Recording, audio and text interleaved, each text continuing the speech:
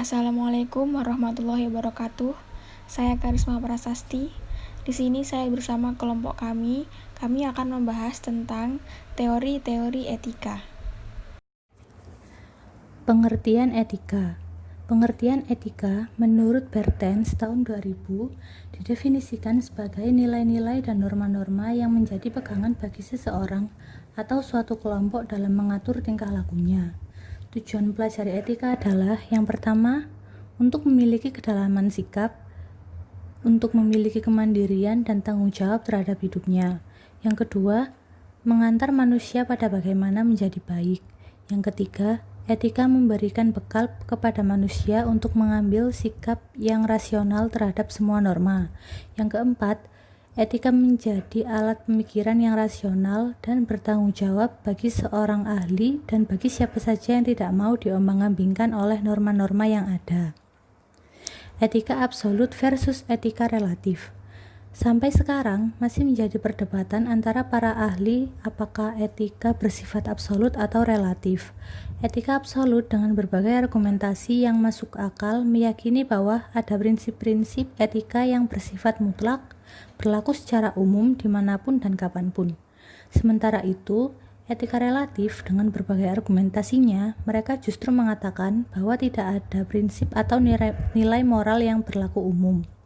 Prinsip atau nilai moral yang ada dalam masyarakat berbeda-beda untuk masyarakat yang berbeda dan untuk situasi yang berbeda juga. Di antara tokoh-tokoh berpengaruh yang mendukung paham etika relatif adalah Joseph Fletcher dalam Suseno tahun 2006 yang terkenal dengan teori etika situasionalnya. Sedangkan tokoh yang berpengaruh dan mendukung etika absolut antara lain Immanuel Kant dan James Rachel. Perkembangan perilaku moral. Perilaku moral adalah perilaku yang mengikuti kode moral kelompok masyarakat tertentu. Moral dalam hal ini berarti adat kebiasaan atau tradisi. Perilaku tidak bermoral berarti perilaku yang gagal mematuhi harapan kelompok sosial tersebut. Perilaku di luar kesadaran moral adalah perilaku yang menyimpang dari harapan kelompok sosial yang lebih disebabkan oleh ketidakmampuan yang bersangkutan dalam memahami harapan kelompok sosial. Kebanyakan perilaku anak balita dapat digolongkan ke dalam perilaku di luar kesadaran moral. Perkembangan moral bergantung pada perkembangan intelektual seseorang. Tahap-tahap perkembangan moral anak menurut Kohlberg. Pada tingkat 1, yaitu usia kurang dari 10 tahun, sublevel orientasi pada hukuman dan orientasi pada hadiah. Ciri menonjolnya, mematuhi peraturan untuk menghindari hukuman dan menyesuaikan diri untuk memperoleh hadiah atau pujian. Pada tingkat 2, yaitu usia 10-13 tahun, sublevelnya orientasi anak baik dan orientasi otoritas.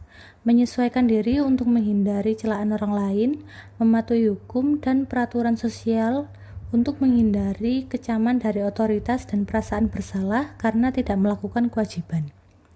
Pada tingkat 3, usia lebih dari 13 tahun. Sublevelnya orientasi kontrak sosial dan orientasi prinsip etika. Ciri yang menonjol, tindakan yang dilaksanakan atas prinsip yang disepakati bersama masyarakat demi kehormatan diri, serta tindakan yang didasarkan atas prinsip etika yang diyakini diri sendiri untuk menghindari hukuman diri. Beberapa teori etika. Yang pertama yaitu egoisme. Menurut Rachel memperkenalkan dua konsep yang berhubungan dengan egoisme. Yang pertama yaitu egoisme psikologis dan egoisme etis. Egoisme psikologis adalah suatu teori yang menjelaskan bahwa semua tindakan manusia dimotivasi oleh kepentingan berkutat diri atau selfish. Egoisme etis adalah tindakan yang dilandasi oleh kepentingan diri sendiri atau self-interest. Jadi, yang membedakan tindakan berkutat diri egoisme psikologis dengan tindakan untuk kepentingan diri egoisme etis adalah pada akibatnya terhadap orang lain. Tindakan berkutat diri ditandai dengan ciri mengabaikan atau merugikan kepentingan orang lain, sedangkan tindakan mementingkan diri tidak selalu merugikan kepentingan orang lain. Utilitarianisme. Utilitarianisme berasal dari kata Latin utilis, kemudian menjadi kata Inggris utility, yang berarti bermanfaat. Perbedaan paham utilitarianisme dengan paham egoisme etis terletak pada siapa yang memperoleh manfaat. Egoisme etis melihat dari sudut pandang kepentingan individu, sedangkan paham utilitarianisme melihat dari sudut kepentingan orang banyak, atau kepentingan bersama, atau kepentingan masyarakat. Paham utilitarianisme dapat diringkas sebagai berikut. Yang pertama, tindakan harus dinilai benar atau salah hanya dari konsekuensinya, akibat, tujuan, atau hasilnya. Yang kedua, dalam mengukur akibat dari suatu tindakan, satu-satunya parameter yang penting adalah jumlah kebahagiaan atau jumlah ketidakbahagiaan. Yang ketiga, kesejahteraan setiap orang sama pentingnya. Beberapa kritik yang dilontarkan terhadap paham ini antara lain, yang pertama, sebagaimana paham egoisme, utilitarianisme juga hanya menekankan tujuan atau manfaat pada pencapaian kebahagiaan duniawi dan mengabaikan aspek rohani atau spiritual. Yang kedua, utilitarianisme mengorbankan prinsip keadilan dan hak individu atau minoritas demi keuntungan sebagian besar orang atau mayoritas. Teori etika yang ketiga yaitu deontologi. Istilah deontologi berasal dari perkataan Yunani, deon, yang berarti kewajiban, atau sesuatu yang diwajibkan. Tokoh teori deontologi adalah Immanuel Kant. Dalam teori ini menjadi dasar baik dan buruknya suatu perilaku itu adalah kewajiban. Jika perbuatan itu baik, maka kita wajib melakukannya. Sementara perbuatan itu buruk, maka kita dilarang melakukannya. Teori ini menegaskan baik atau buruknya suatu perilaku itu tidak dinilai berdasarkan dampak yang ditimbulkannya, tetapi kewajiban. Sebagai contoh, kenapa kita harus berlaku jujur, adil, ikhlas, amanah, tidak menyakiti orang lain? Karena itu adalah kewajiban. Begitu juga kenapa kita dilarang mencuri, korupsi, iri hati, karena hal tersebut dilarang dalam semua ajaran agama. Yang keempat, teori hak. Menurut teori hak, suatu tindakan atau perbuatan dianggap baik bila perbuatan atau tindakan tersebut sesuai dengan hak asasi manusia atau HAM. Namun, sebagaimana dikatakan oleh Bertness, teori hak merupakan suatu aspek dari teori deontologi, yaitu teori kewajiban, karena hak tidak dapat dipisahkan dengan kewajiban. Hak asasi manusia didasarkan atas beberapa sumber otoritas, yaitu hak hukum atau legal right, hak moral atau kemanusiaan, moral human right, dan hak kontraktual, contractual right.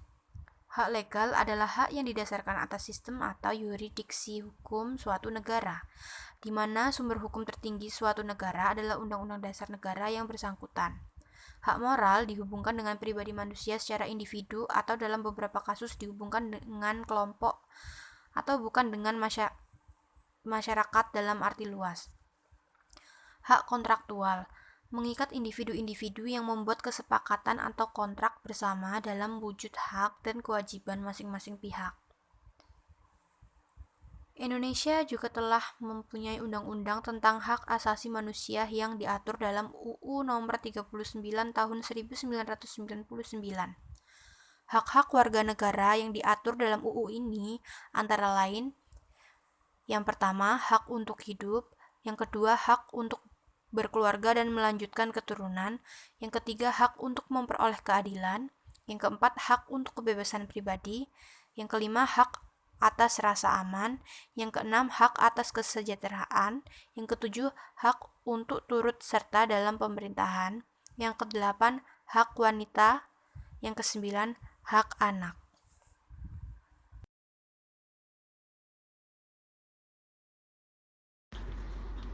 Lima, teori keutamaan atau virtue teori. Teori keutamaan tidak menyatakan tindakan mana yang etis dan tindakan mana yang tidak etis. Bila ini ditanyakan pada penganut paham egoisme, maka jawabannya adalah suatu tindakan disebut etis bila mampu memenuhi kepentingan individu, dan suatu tindakan disebut tidak etis bila tidak mampu memenuhi kepentingan individu yang bersangkutan. Teori ini tidak lagi mempertanyakan suatu tindakan, tetapi berangkat dari pertanyaan mengenai sifat-sifat atau karakter yang harus dimiliki oleh seseorang agar bisa disebut sebagai manusia utama, dan sifat-sifat atau karakter yang mencerminkan manusia hina. Sebenarnya, teori keutamaan bukan merupakan teori yang berdiri sendiri dan terpisah dari teori etika tindakan, karena sifat keutamaannya bersumber dari tindakan yang berulang-ulang. 6. Teori etika teonom. Teori etika teonom ialah teori yang dilandasi oleh filsafat Kristen. Teori ini mengatakan bahwa karakter moral manusia ditentukan secara hakiki oleh kesesuaian hubungannya dengan kehendak Tuhan. Perilaku manusia secara moral dianggap baik jika sepadan dengan kehendak Tuhan, dan perilaku manusia dianggap tidak baik bila tidak mengikuti aturan-aturan atau perintah Tuhan sebagaimana telah dituangkan dalam kitab suci. Ada 4 persamaan fundamental filsafat etika semua agama, yaitu semua agama mengakui bahwa umat manusia memiliki tujuan tertinggi selain tujuan hidup di dunia. Semua agama mengakui adanya Tuhan, dan semua agama mengakui adanya kekuatan tak terbatas yang mengatur alam raya ini.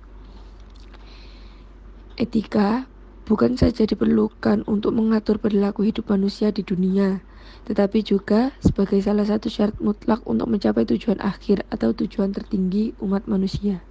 Dan yang terakhir, semua agama mempunyai ajaran moral atau etika yang bersumber dari kitab suci masing-masing.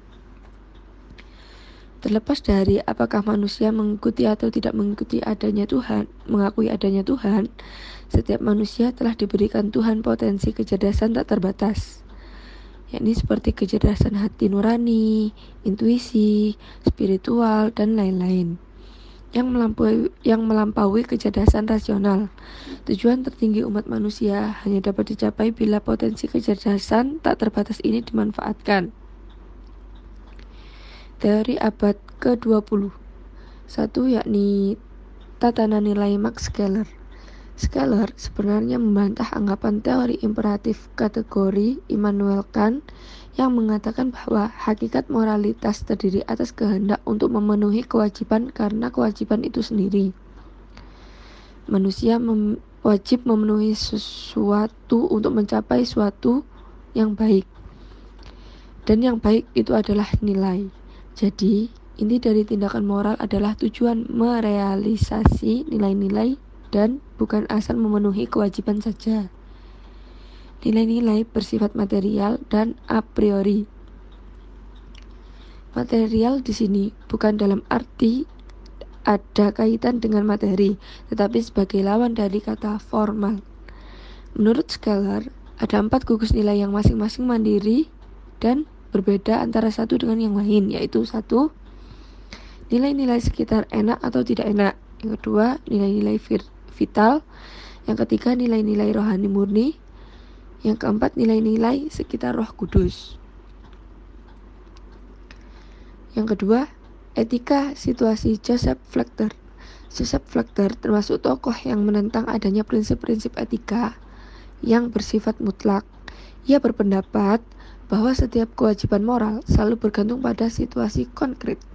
Sesuatu ketika berada dalam situasi tertentu bisa jadi baik dan tepat, tetapi ketika dalam situasi yang lain bisa jadi jelek dan salah. 3. Pandangan penuh kasih Iris Mordach. Iris Mordach mengamati bahwa teori-teori etika pasca Kant yang memusatkan perhatiannya kepada kehendak bebas tidak mengenai sasaran. Menurut Mordach, yang khas dari teori-teori etika pasca Kant adalah bahwa nilai-nilai moral dibuang dari dunia nyata. Teori Mordach menyatakan bahwa bukan kemampuan otonom yang menciptakan nilai, melainkan kemampuan untuk melihat dengan penuh kasih dan adil.